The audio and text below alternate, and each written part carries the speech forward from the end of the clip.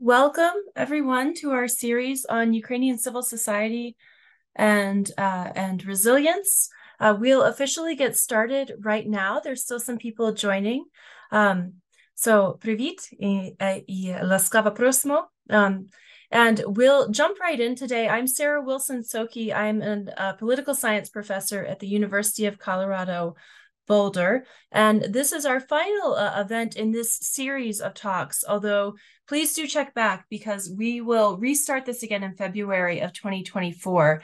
This series has been organized by Jeffrey Glenn with the RPCV Alliance for Ukraine, Olga Nikolska with isar.ednannia, who will be joining us today, Oleksenko, who is a civic activist, program manager, and volunteer, and me. I've helped organize this as well. And we're very grateful to our sponsors, who include isar.ednannia, Ponars Eurasia, and the RPCV Alliance for Ukraine, and the University of Colorado Boulder. Our goal, as always, our goal and hope is to promote Ukrainian voices that are doing the important work on the ground in the country today to make Ukraine resilient. And at our opening event for this series 7 weeks ago, at our launch event, the former U.S. ambassador to Ukraine, Ambassador John Herbst, talked about the unique role of civil society in Ukraine and how it's been uniquely effective and powerful in the country. And we wholeheartedly agree with that assessment. We think this series has really highlighted how that's true. Ukraine civil society and civil society organizations are doing really vital work to rebuild the country and make things work. So now I will turn things over to Oleksenko, who will introduce our guest for today, Tata Kepler. And also Olga Nikolska will be joining us very shortly here. But Roman, I'll turn things over to you now. Thank you, Sarah. Hello, everyone. This is our final season series session this year, as Sarah mentioned. And I'm especially honored to see Tata Kepler joining us today. Last time when we met, I kind of left. I left our meeting saying, well, we're trying to work on getting someone really, really cool to join our discussion. And we managed to get a hold of Tata. I just know, I happened to meet Tata a few months ago, and instantly I just fell in love with whatever she was doing to advance her victory. I know she stretched too thin, trying to run multiple projects at the same time. I know she wears many hats. I know she has background in media and business and now volunteerism. I know she was decorated by President Zelensky last year, right about this time last year, with the award of I think it's like the National Legend of Ukraine award. And I see that Tata is joining us from her wonderful office, which again I had a pleasure of visiting a few months ago with my good friends. By the way, Jeff Hartman says hello, Tata. I think he's joining us too. You gave us such a warm welcome and gave us such a great tour of your office. And it was just, I don't know how you do it really. Can you tell us briefly of what you've been up today? What it is on your mind today, besides this important session, of course? Oh, hi. It's a big honor for me to be here to join this incredible meeting. Thank you, Romochka. Hugs. Hope to see you in flesh here. Like every day from 21st of February, we're here. If we're not here, we're going to the deoccupied territory, sort of to the front line. I'm working with the tactical medicine supplies and with the civilian medicine supplies we're packing. I'll tell you shortly about the things we're doing, and maybe I can show you our storage. We call it pharmacy. It's a place when we are working. If you're interested, I don't know. I have really a small team. It's only 6 people, but we're, I'm sorry, 7. This is the main part of our team. Her name is Lightbulb. See, I told everyone this is gonna be a fantastic meeting because I knowing you're a little bit of a spontaneous person, you know. It's hard to predict how our conversation is gonna go, despite our questions that we brainstormed. And it's fantastic that you're actually showing us your office, and not just your office, but your team, including your pet. Yeah, I'll show you. I'm sorry for the mess because we almost always have a mess. So this is the place we're working. This is our pharmacy Supergirl Anya, our Katrusa and Yurochka. He's sitting right there. He's building houses and fixing the roofs on the occupied territories. Anichka is ordering all the pharmacy. She's the only person with a medicine education in our team. This is Katrusa. She's helping us with our project. Lightbow, she's our president of our hearts. And here we are packing our tactical medicine supplies. We're packing bags and first aid IFAX kits. This is the parts of our team as well. This is our surgeries and the guys who is flying on a planes and making beautiful things. So this is our tactical medicine supplies. Here we are packing our first aid kits for the occupied territories. I'll tell you a little bit later about this. This is our Tarasik, he's working. And this is our pharmacy here. So it was a gallery, but we, I don't know how to, no. Yeah, I remember being there Okay, before our visit to your office. I had been there, I believe it was 3 or 4 years ago, and it was an art gallery. And it was such a change. Yeah, but now it's our storage, our pharmacy, and every day someone's coming and we are packing all our crazy huge packages because we are packing brigades, and we bring in the thousands of different supplies. We're working with the combat medics, we're working with the hospitals. We're buying the very complicated antibiotics to the wounded soldiers because we don't have enough, as I understand, enough money in our government to buy these antibiotics.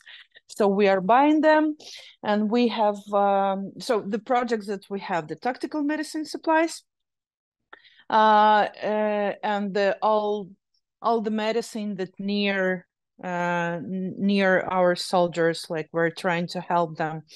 And the civilian medicine, we was one of the first medicine mission that came to the occupied territories.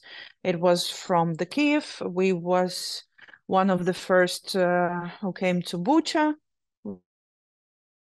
Yeah, those of you who Bucha was a satellite of Kiev, which was attacked by the Russians in the first weeks following the invasion. A lot of people, I think that all the world was seeing these terrible pictures. So I saw this by my eyes, because when we came there, the body was laying on the streets. Yeah. So and we've been one of the first mission that came to with the medicine supplies to Kharkivska Oblast districts, to Izum, Balakleya. Balakleya was deoccupied at night, and the morning we've been there already. Yeah, so we're like this part of our work we call this project work and travel, because we're like traveling a lot. We've been in more than 700 deoccupied territories and gray zones and near the front line with helping for civilian people. Now we're only sending with civilian medicine, we're only sending the medicine supplies, and we just started to make the small, tiny, beautiful project that called Твій дах їде. А є, як це перекласти, щоб воно було прям... I mean, I would also say you're going crazy, but the literal translation would be your roof is going off the rails, basically. But that's the cool name for the project, though. That's how I'm feeling today. And in this project, in this project, we are putting the new roofs on the damaged houses and fixing the damaged houses in the small villages. And for the last 6 months, we started to work on our new project. It's called Field of Pain. It's a project of humanitarian demining. When we want, maybe I think that from the spring of the next year, we will start it already. It's to demine the small fields in the occupied territories for the people that don't have money for demining and the system is not going there, and to help them to fill the fields with the seeds.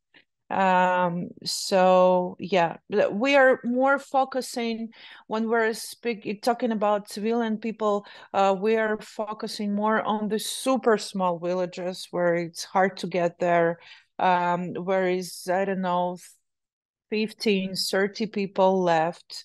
And we understand that for system and for the other NGOs, it's hard to get there.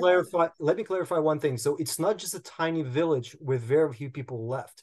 It's a village that is basically in the gray zone, in the gray area, between the two positions, the Russian position and Ukrainian position, where nobody wants to go, correct? Yeah. These villages, it's hard, for example, to get money for example, fixing the houses, because people telling now we will pay for the new roof, and tomorrow some muscle will fall on this roof. But we're trying to send their different supplies that people need, and I don't know. I love all this, and we was one of the first groups that started. Actually, it's me. I started to film all these people and all the witnesses of these Russian crimes, and with all their incredible and super painful, but sometimes even beautiful stories. Yeah, and before I guess I turn it over to Olga. And because for me it was super, yeah. Sorry. For me it was super important. Speak. There's some delay, but how does it? I mean, knowing what you're doing, and basically putting your life in danger. What I know about you is that you could have easily escaped this burden. I don't want to call it a burden, but for the lack of a better word, a burden of volunteering. You've become sort of like a celebrity volunteer. I mean, everybody knows who you are. Your name is sort of like is a quality, is a sign of quality when it comes to providing humanitarian aid. How does it make you feel? And then my next question to Olga would be, like, knowing what we know about organizations and projects similar to Tata's, what makes Ukrainian civil society organizations dealing with this type of really aid different from international organizations or from NGOs around the world? So Tata, first question to you, how does it make you feel having all of this responsibility, all of these connections, all these burdens? And then I'm turning it over to Olga. First of all, I'm feeling myself super tired. It's true. Every night for the last few weeks, I'm waking up from the sounds of the bombs, but there are no bombs. I just hear them and I'm waking up. But I'm started to be a volunteer in 2013. So for me, the war starts like almost 10 years ago, not right now. And now you see, for me, it's really important to understand that I'm trying to fight for my boys as hard as they fighting for me. I'm not on the front line, but I know that, and I feel I can sleep better when I know that they sure that they can call me anytime and they can ask for super complicated medicine stuff, and not only medicine, and they can be sure that they can get this. it's hard. It's not the work of my dreams. It's not the things that I wanted to do all my life, and I really I wanted to give up a lot of times, but I understand that till I have this, really power, I guess, power, the strength to do it. so Yeah. yeah, inside to do, until the people know me and they keep making the donation, and I know where to buy and where to send this. I can't quit because it will be like zrada. Betrayal. Yeah. Yeah. You can rely on me. I'll try to do my best when it comes to translation. But now on to Olga. I know I'm glad she joined us. I think she's in the middle of nowhere. At least that's what she sent me in a text message. So we didn't expect to see you joining us from the middle of nowhere, but you seem to be doing fine. Yeah. Where are you? Yeah, thanks so much. I'm like 100 kilometers out of Lviv, because sometimes we just need to go somewhere really very quick in order to achieve some results, and that's what I want to talk about, because organizations like Tata and many other civil society organizations, either they are just NGOs or charitable foundations, they've managed to do such a tremendous work during this over 600 days of full-scale invasion that I think that neither European nor American NGOs can imagine that these things can be done by civil society. And of course, we are extremely grateful to armed forces of Ukraine, because if they were not there, we wouldn't be there. But I think it's like a combined effort of Ukrainian civil society and Ukrainian armed forces. And this is the answer why Ukraine is still standing, in addition to international efforts that our government and other actors are doing. Like these three things, it's what keep Ukraine still going, because we see so many wonderful things that Ukrainian CSOs are doing and will keep doing until the moment when their services are no longer needed, which will not happen tomorrow. So we all need to I don't know, brace for impact and go for as long as we can go. For example, our organization, we are not working in the field. We are trying to distribute international support of international donors and private donors in the most efficient way possible to provide for Ukrainian civil society organizations so that they could keep going, so that they had funds to continue supporting internally displaced persons, continue supporting all the humanitarian efforts that are needed in order to keep our people somewhat safe and fed and clothed. And well, like I could talk for hours. Do you have so much time to listen to me talking for hours? I don't think so.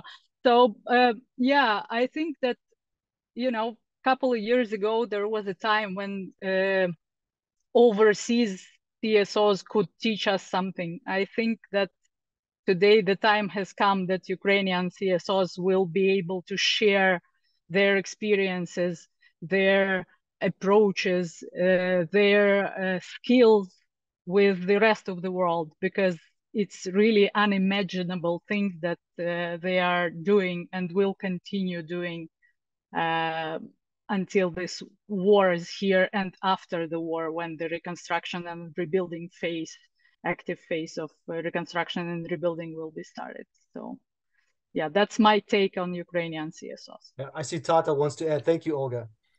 Yeah, I wanted to add that we have, I don't know why people are not talking about this so much, but I think that it's super incredible and unique example of one case. I became a part of I became a policewoman in the I don't know, it was the beginning of the March in 2023.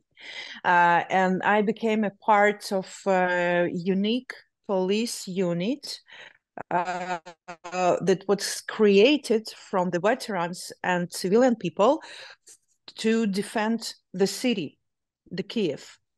And we received the badges of the police, and after we went to education, and we know how to work with the weapon and what to do. And now this police unit are fighting on the front on a war, and our unit is now we have two pieces. One is with all my medicine stuff, and the second unit, maybe you know this singer Andriy Hливнюк that sung Червона калина. So he's in my in my unit, and we're like working together, but he's flying on Punishers with other guys, and we are making all this volunteering. So, and it's actually, I think it was the one and biggest support from the government that we received. It's because we have a really incredible commandore in police, in patrol police. It's patrol police, and it's important. And I think that it's a super unique case. I didn't heard in the world where someone was doing stuff like that.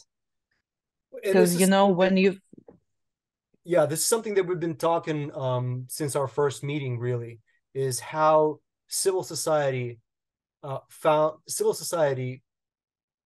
organization representatives or civic activists found themselves in the roles that were very unfamiliar to them even 2 years ago. Like you mentioned that you were patrolling the streets with a police badge. Did you ever imagine yourself wearing a police uniform and the badge maybe 2 or 3 years ago? Never. Never. Did Andriy Hливнюk, the singer of a famous Ukrainian band Boombox, I mean, now flying the drones, like how incredible is that? I mean, we're not obviously saying that every Ukrainian stepped up in their effort to near the victory, but the example, in my opinion, the example of the people like yourself, like Andriy, gave a lot of Ukrainians a reason to actually do something to advance our victory. But my question to both of you would be right now a question about resilience. We read in American media and just the world media that this war, that we're in for a long haul. This war is going to go for many years, possibly. We already know that a lot of people from the civil society are now fighting in the trenches. A lot of them are gone. How resilient do you think the Ukrainian civil society is when it comes to not only resisting the Russian aggression, but also rebuilding what has been damaged, including people's bodies and people's souls? How long can we go, in your opinion, based on the people around you, based on what you hear from other volunteer organizations, based on what you're hearing from the government officials, if you can talk about that a little bit. Resilient – це як докладно перекласти? Стійкість, може, витривалість. Наскільки нас хватить? Все зрозуміло. Так.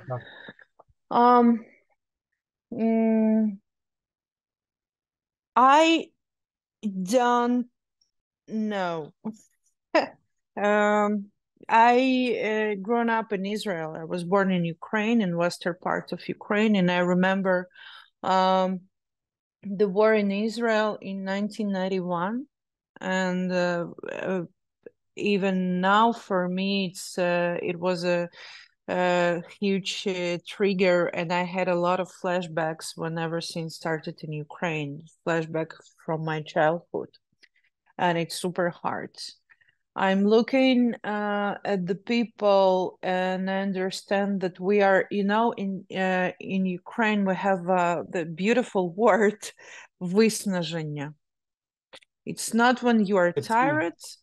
It's how? Fatigue.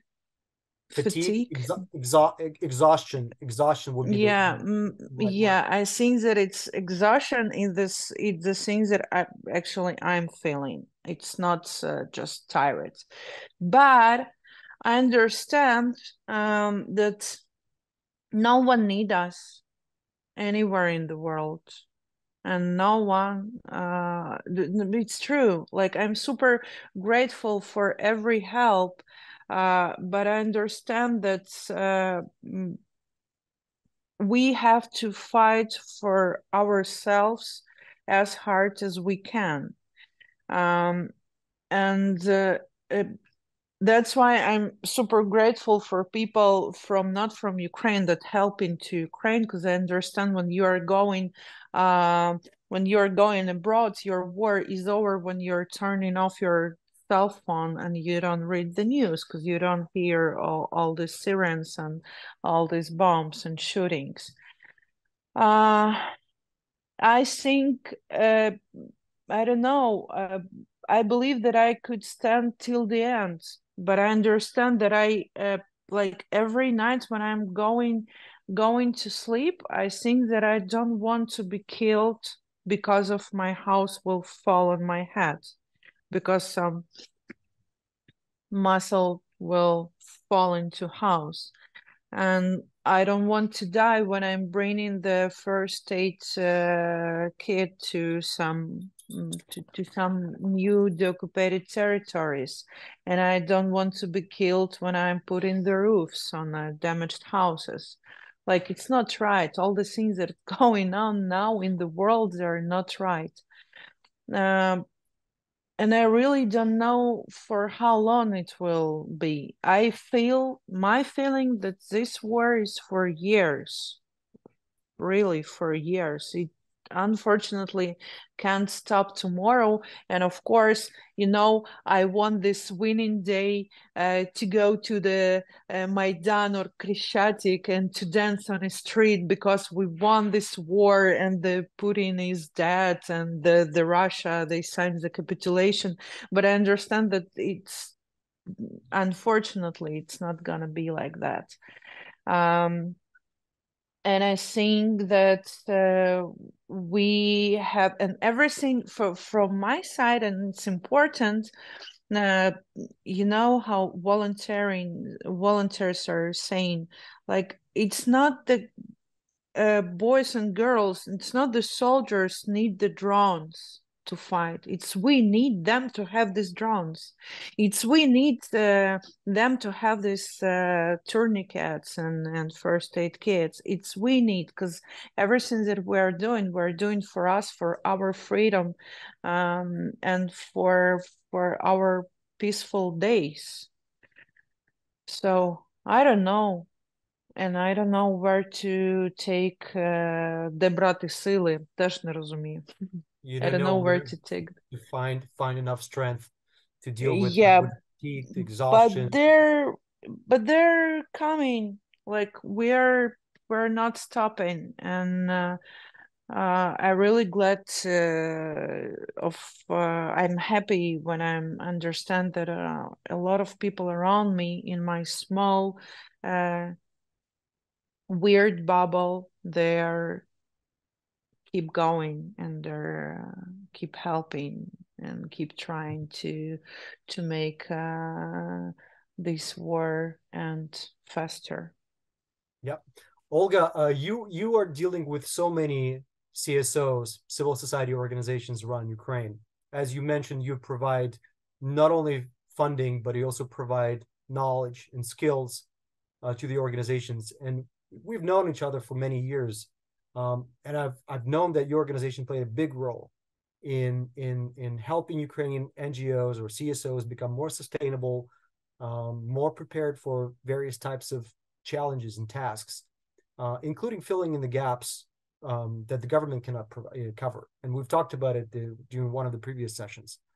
What are you observing among your clients, which are civil society organizations? Because you also mentioned we're ready to fight to the very end, whatever the end means.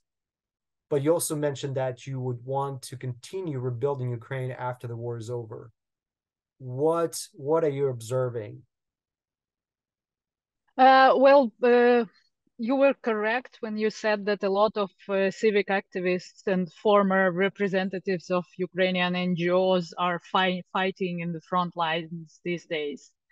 But luckily, a lot of new actors have appeared during this past 1.5 or a little bit more than 1.5 years. And we have a lot of newcomers in the civic sector. We have a lot of volunteer initiatives that become NGOs gradually over time when they realize that NGO is the option that is better when you're institutionalized and you have like the certain framework to work with. And we have a lot of newcomers who need to be trained. That's why international donors, all of them are speaking about the capacity building of Ukrainian NGOs, because we don't want to lose the momentum. We want to train all these new people in the sector to become professionals, so that the organizations that appear together with these newcomers were sustainable and could go for years, because we understand that this support will be needed not only tomorrow, but 10 years after. Maybe the priorities will change, but we will need this active civil society to do all the things that need to be done, including protecting democracy in Ukraine, which is under martial law, is being, let's say, oppressed by those in power. And yeah, there's a lot of things to be done. And the sector is, let's say, feeling the lack of professional people. But it's good that a lot of donors and organizations that can build their capacities are thinking that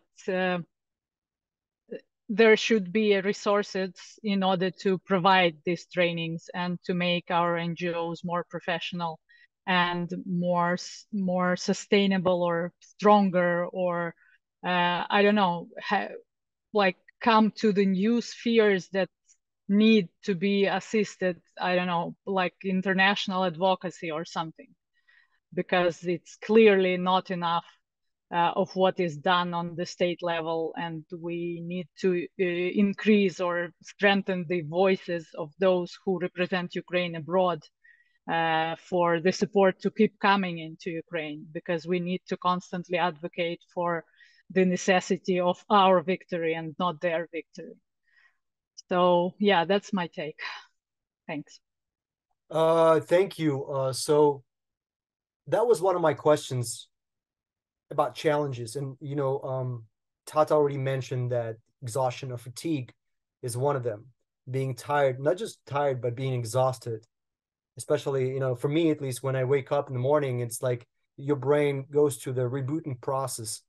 And it probably takes a few seconds now. In the past, maybe 2 years ago, it took a little bit longer, a few minutes. And as your brain is rebooting, you get more and more depressed. And then the only way out is to actually start doing something actively. Otherwise, you're going to go crazy, just like the name of Tata's project about the roof. If we imagine, and it's not hard to imagine, that this war will last for the next 3 years, considering Ukraine has already lost millions of people who fled, who left the country, and the longer this war goes on, the less of the chance that they will return to Ukraine. But also the people who stayed in Ukraine, especially men, are being conscripted, being mobilized, and being sent to the war. One of my friends mentioned the other day, we all gonna die in this war, and she's a woman, she's a young woman who's operating drones. Where will we find enough man or women power for, and when I say we, I mean civil society organizations, what are some of the biggest challenges moving forward you see in the next 3 years while the war is still going on? Will it be more women joining the organizations? Will it be this role of a civil society activist falling on the shoulders of women? Even though we know a lot of women joining the armed forces of Ukraine as well. What do you see happening in the next 3 years, provided that this war is still raging? Tata, I'd like to begin with you.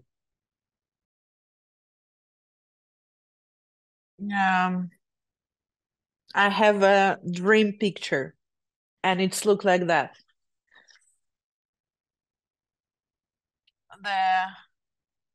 We buying, I don't know, 3 million drones, and we stopping to fighting this war with the people, because we have to save the people. And with all these drones and with all this, you know, new technologies, we are winning this war, because we're understanding that the most the most expensive, I don't know, the most valuable, the most valuable thing in the world, it's a human life. So the dream picture in my head is look like that we are, because you know, I saw all this condition. Like, what can I say? In 2013, I was buying the stop bleeding bandages. In 2023, I buying the bandages for stop bleeding, and it can't work like that. It can't work this way. And of course, I wanted, I want to see how we are really caring about people, and how we are trying to save them. Maybe that's why this one of my main direction. It's to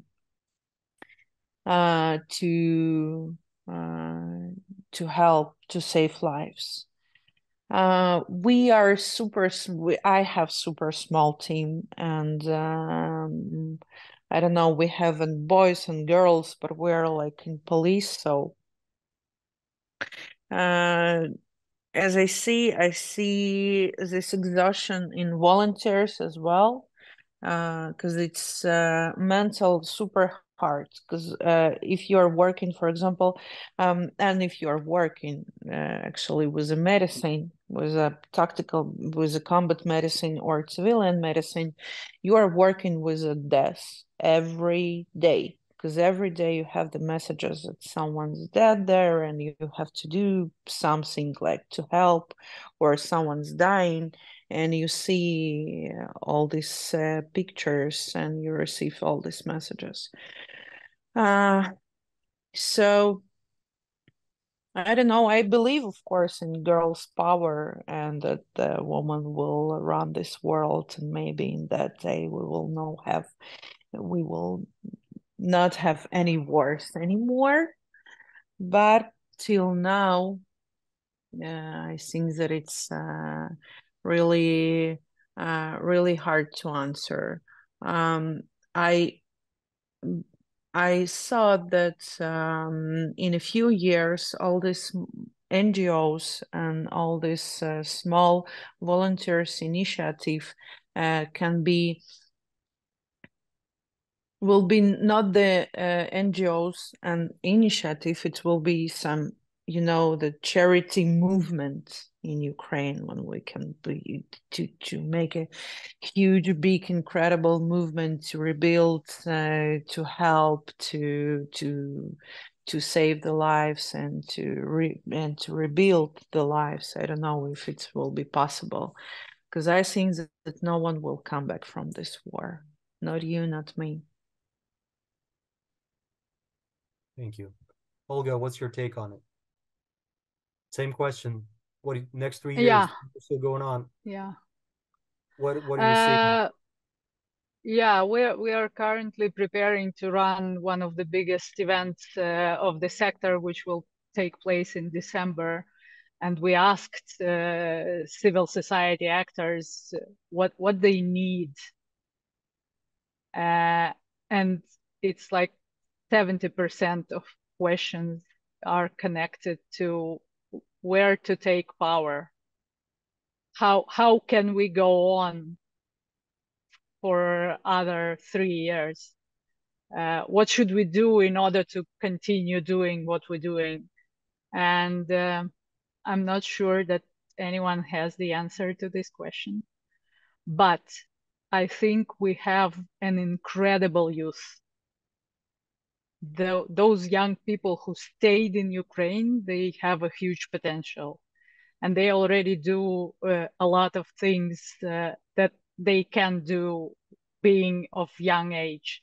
And they see that their peers are doing the same thing. So I think that our future is our youth, which is like a basic thing to say, but anyway, I think that we need to work with young people and tell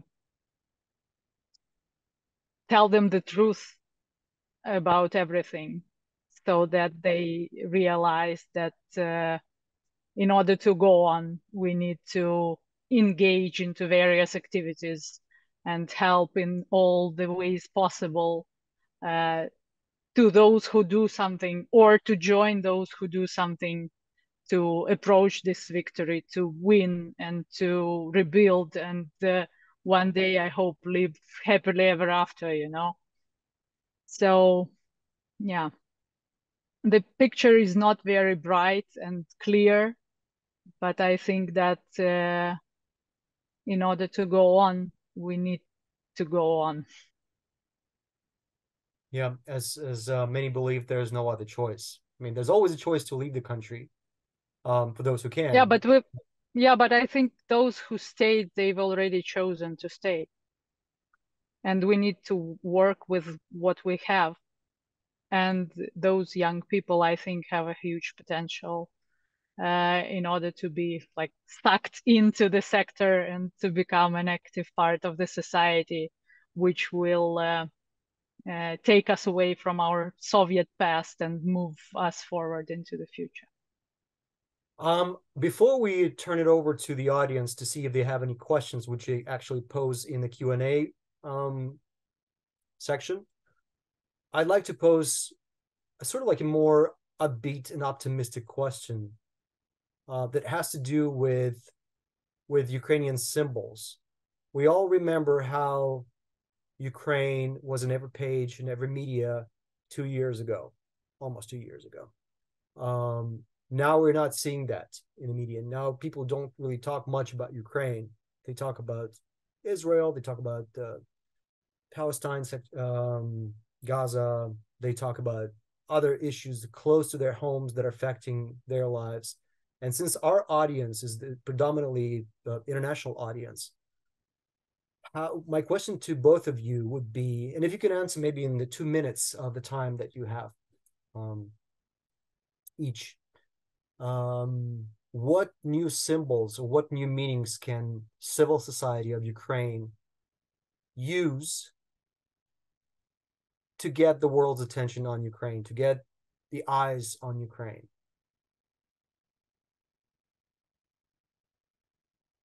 What can we do? Not President Zelensky, not politicians, not even the soldiers, who I still believe they're part of the civil society, armed forces, it's civil society. What can we do, people like yourself, the volunteer organizations? Can we do anything new, anything different?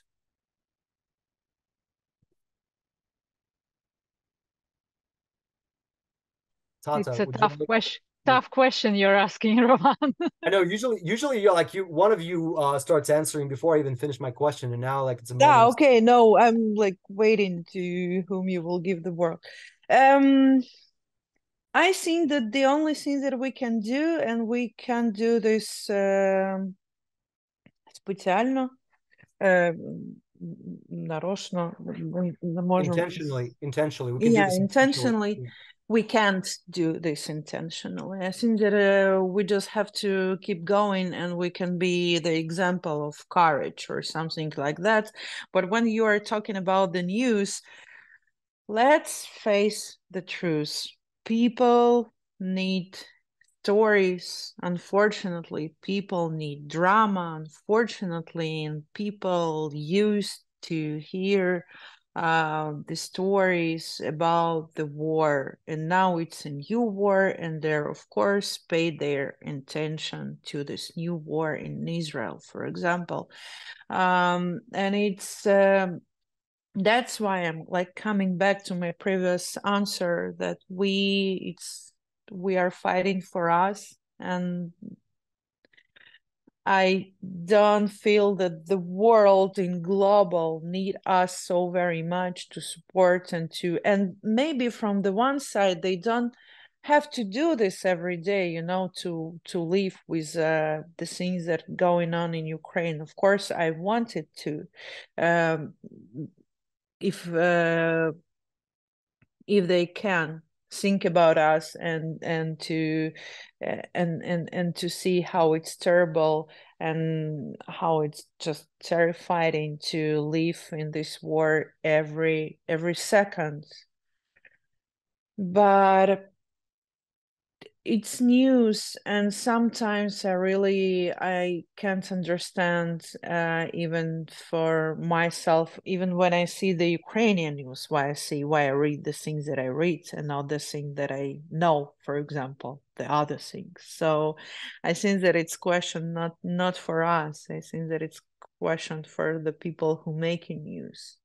And you know, when you like people reading the news, but we are, and the things that we are facing, we are this news. I don't know how to explain it in another way. Thank you. You explained it well. Olga. Yeah, I was sitting here and thinking that we are extremely grateful to each and every person who donates their time or money or things or whatever they have to Ukraine. It's like the biggest respect, and I think we will be eternally grateful to those who personally help Ukraine in whatever way they can. And it's the first thing that I want to say. The second thing, I completely agree with Tata. I think we should leave the news to those who work with the news.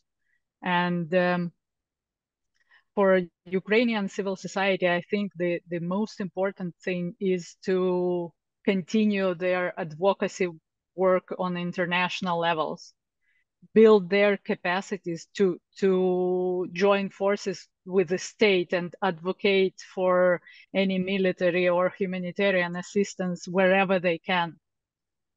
I think it would be great if our civil society could come up with some, I don't know, communication strategy and to deliver the same messages wherever they are.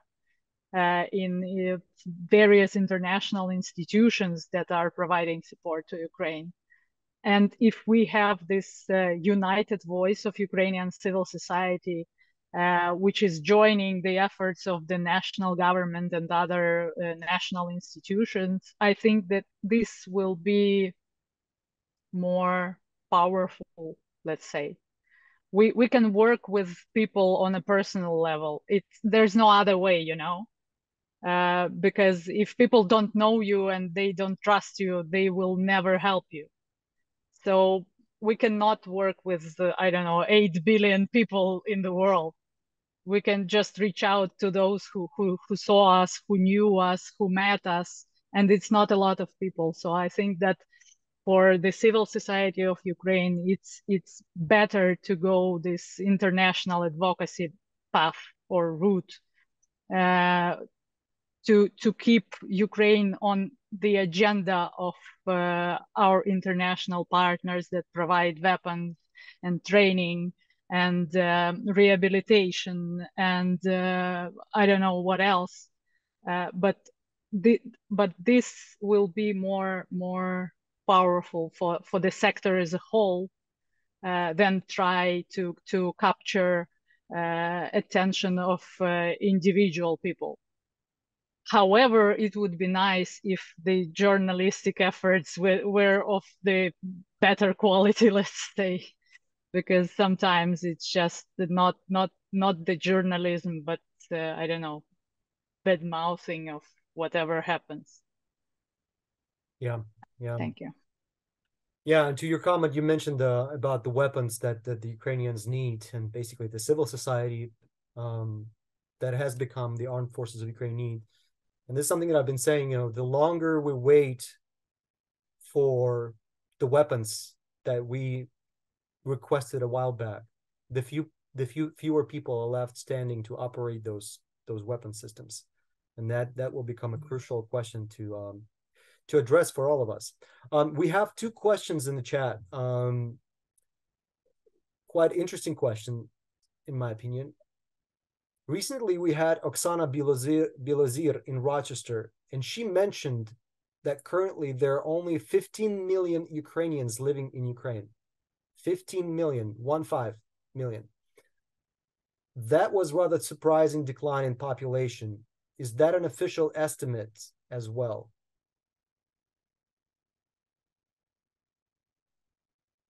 I can begin by saying there has not been an official estimation done on the number of people that remain in Ukraine. We can definitely point you in the right direction, and I know who this question was submitted by, but I can provide the links to our experts in Ukraine who can clarify and provide a more accurate estimates of how many people are actually left. In my opinion, it's definitely more than 15 million. But Tata or Olga may chime in. Yeah, I think that just today I saw the estimates of those people who left Ukraine is around 7.7 million, which leaves us with 28 to 30 million of remaining population. Because I know that the estimates of 40 million before the war is not true. I think it was around 36, 37 million people. And if we take into consideration that around 7 to 8 of the population have left, then it leaves us with 28 to 30 million people remaining in Ukraine. So no, I don't know where 15 million is coming from. Our cities would be empty if it was like that, and they're not. So yeah, I would say that it was an incorrect information. But there is no official data on this, and the census was canceled because of the martial law. So Yeah. Thank you. Next question. Where are the voices and songs from celebrities? Can there be more direct contact to alert the international youth? I guess when whoever posed this question, it's about Ukrainian celebrities, not international celebrities. That's my interpretation of the question, but maybe the person is asking about international celebrities. Where are the voices and songs from celebrities? Can there be more direct contact to alert the international youth? I mean, I can begin by answering that since the full-scale invasion, there has been a huge rise in the number of songs produced by various Ukrainian established celebrities and also up-and-coming celebrities. And a lot of those songs were about Ukraine, about war. There were famous collaborations. I mean, Tata mentioned Andriy Khlyvnyuk, who's the famous singer of Boombox, Ukrainian rock band. And then a lot of people probably know and heard about the collaboration between Pink Floyd and Andriy Khlyvnyuk, where Pink Floyd actually sang the famous Ukrainian traditional song within their interpretation. And there have been other instances when there's been some collaboration between Ukrainian celebrities and international celebrities. I don't know. Youth is paying attention to something completely different. You know, they have other means of spending their time. I don't know. Am I right? Am I wrong? Tata, what do you think? I hear all the voices of the celebrities and of the Ukrainian singers. And if you want to hear I have some advice, if I can tell, some incredible Ukrainian voices. So they're singing the incredibly beautiful Ukrainian folk for the last 13 years, I think, or more. It's a band called Daha Bracha. You have Google it and you have to go to the concert there. My friends, and they're helping me in my volunteering for almost 10 years. So I love them so very much. But yeah, I don't know. I really don't understand the question, because I hear and I see the Ukrainian singers that they're going around the world and they're telling about everything that's going on here. And I see a lot of celebrities from other countries. They're supporting us, and I'm super grateful for that. Yeah, I agree with you. I see two questions, and both of them relate to sponsors and donors. This is a question for the sponsors of these discussions. Will you be providing the necessary information for donations to the civil society organizations which have been featured in this series? I would delegate this question to Olga. Yeah, I think if we have a demand to provide the possibilities to donate to those organizations which participated in this series, we can do this. Nothing can stop us. And if we have this question during our final session, I think we are obliged to do so. So I think that the closing email from us will be with all the links and possibilities to donate for all the participants of our discussions over the past 7 weeks. But it'll take some time for us to gather all these QR codes and donate buttons in order to provide this possibility to you, our listeners. And it's actually you, our attendees, as you are called in the Zoom, that we do it for. So everything that you ask us to do, I think we can do it. And I don't see any problem in doing this. Thank you. Yeah, and we already we will upload, and some of the previous sessions are already on YouTube, so you can find them. And in one of them, we talked about some international organizations that are bringing aid to Ukraine. And one of them is Ukrainian Action, which are bringing trucks and supplies. There's a number of other organizations, including those that were founded by former Peace Corps volunteers. You can definitely look them up, or you can reach out to Society and Ukrainian, Olga Nikolska, and we'll provide information out to you. We have a couple more questions. What can we advise donor institutions to do in Ukraine to support volunteers and civil society actors to continue its work? So what can we advise donor institutions? I'm assuming in the world, like maybe in the US. what international partners can do to support civil society to fundraise, to engage private sector, to serve Ukrainians where is needed. What civil society needs today? Yeah, I have an answer from the point of view of intermediary support organization, which is isar.ednannia. The biggest thing that Ukrainian CSOs are in need today is institutional support or core support in order for them to be able to go on and not to worry for a year or even more about where to get salaries for their staff. This will be the best way that international donors, big international donors, can support to develop the programs of institutional support of Ukrainian CSOs. That would leave a lot more time for them to do their work and not run around looking for money to sustain their families.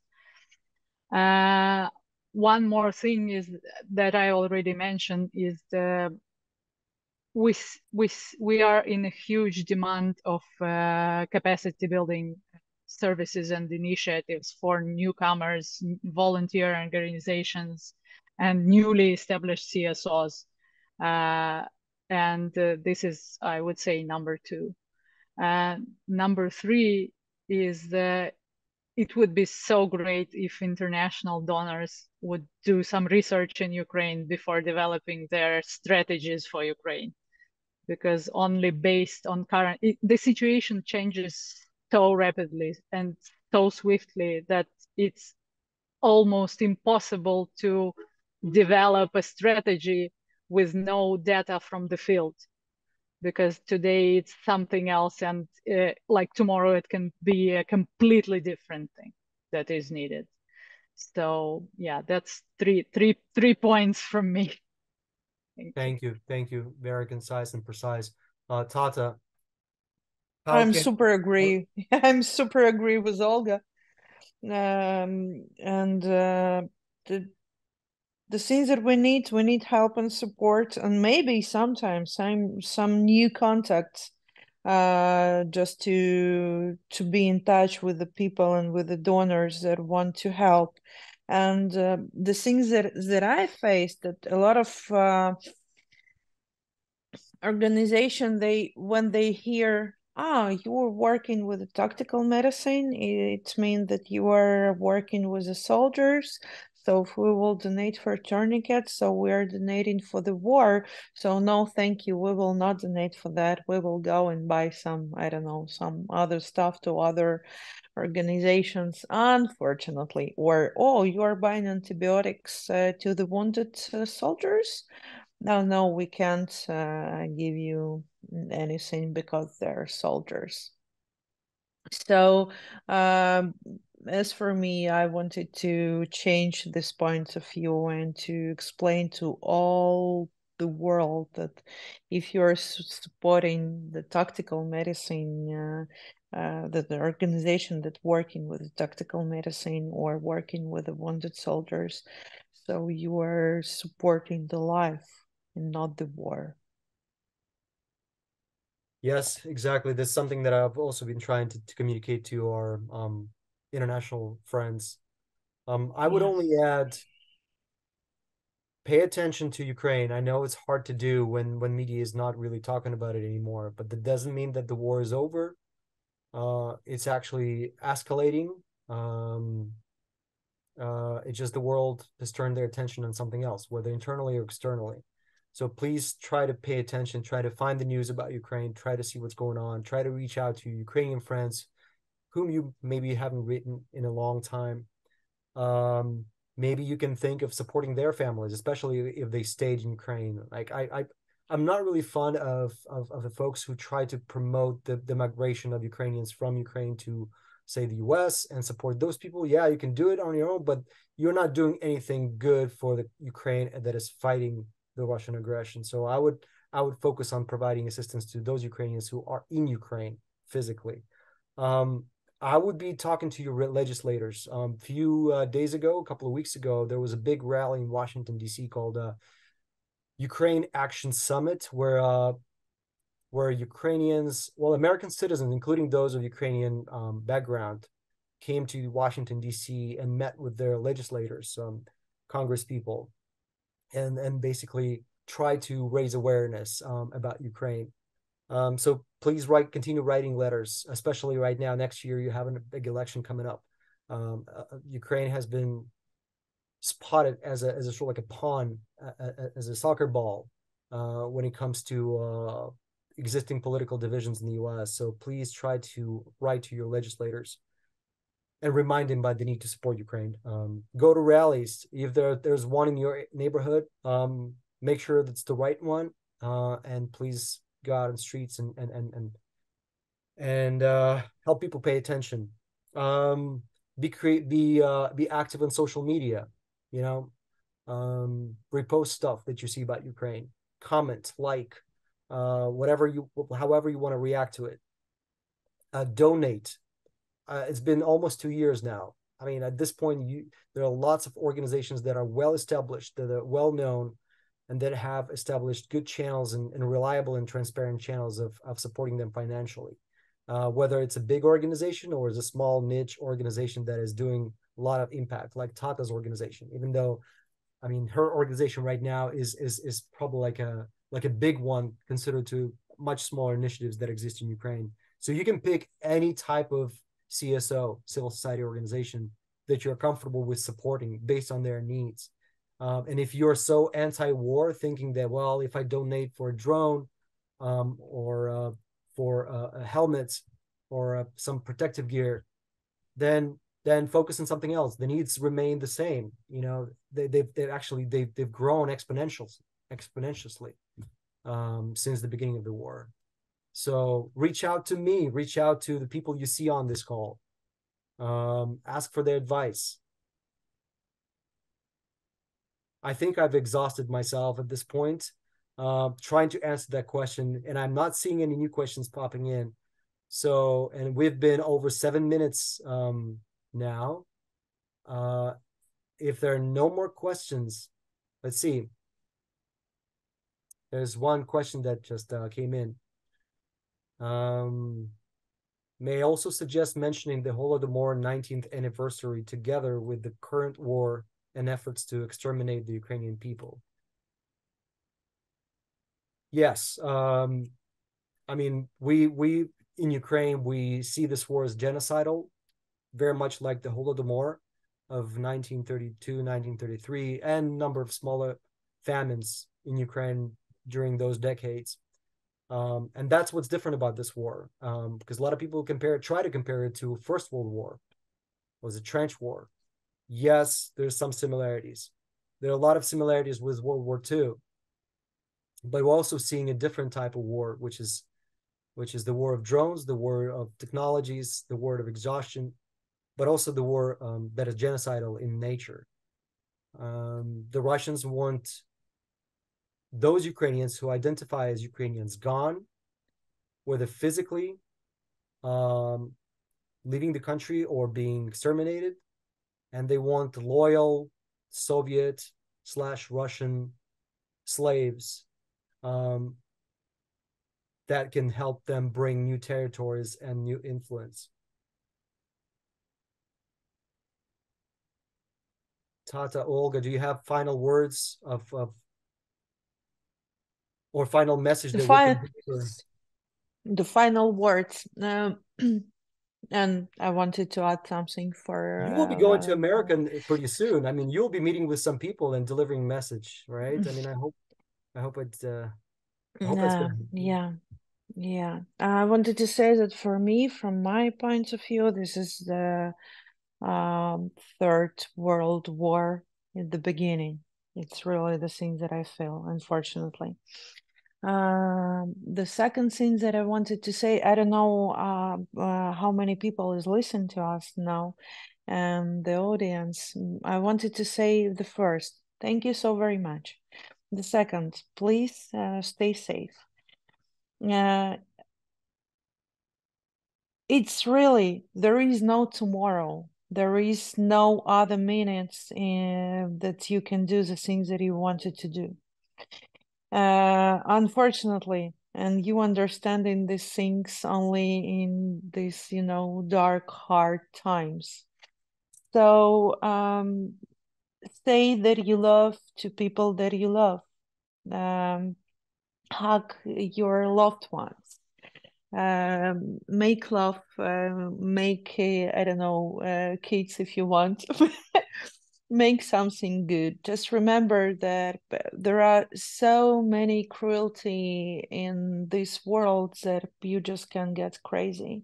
So if you can do something good, so do. Because only the людяність, how to translate людяність. Being humane. Being humane, yeah. No, the humanity, the all humanity, but being humane, it's in Ukrainian, we have this beautiful word, людяність, something that making you a human. So I believe that this will save the world, the kindness and the goodness, because and you have to remember about this. And I hope that all your dreams will come true, and just keep dreaming, because and just going to your dream. Just do something. Don't and never stop, because there is no any tomorrow. Thank you. Thank you, Tata. Olga, I don't know if you can still hear us. If you can, feel free to say a few closing words. I think there's nothing to add after Tata, and I wouldn't want to even, there's really nothing to add. She said it all. Just if you want to do something good, just go and do it. Thank you. I wanna close by thanking our audience today. I see so many familiar names. I miss you. I thank you for joining us, and spending time and asking questions and paying attention. It means a lot to us. I want to thank Tata and her organization, her team, the people that she's helping, and I want to wish them enough strength, enough resilience, enough health, enough silence, not intimidating silence, but the soothing silence, to find enough strength to get going. We need people like you. We need people like Olga. I want to wish Olga a safe journey today. I hope she gets to her final destination despite the dark hour. And I want to wish her and her team of isar.ednannia same thing, enough resilience and enough health, enough strength to keep on spreading the word, keep on training civil society leaders, keep on recruiting youth who will tomorrow be resuming the roles of civil society leaders. We already see the new types of civil society organizations emerging. I personally believe we can show an example, we can lead by example, and we can demonstrate to the world of what civil society is really capable of, regardless of your background, regardless of your age, regardless of your gender. And ultimately, a lot of our civil society leaders that have been leading civil society organizations for years are now defending their country with arms. And in my opinion, that's the highest form of volunteerism and your duties as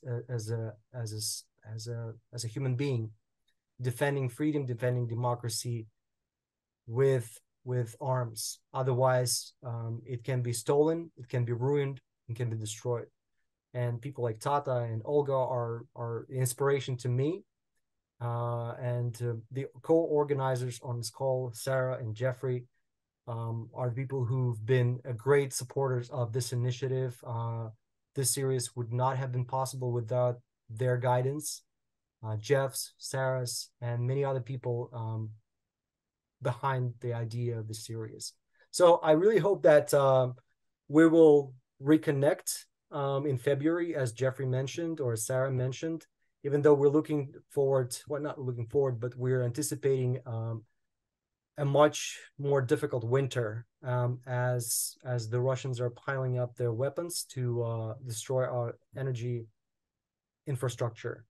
So please stay tuned, please stay connected, and I hope that you will find the information passed on to you today meaningful and helpful for you to continue inspiring people around you and support Ukraine. Sarah, Thank you so very much. Thank you. Слава Україні! Героям слава. Героям слава!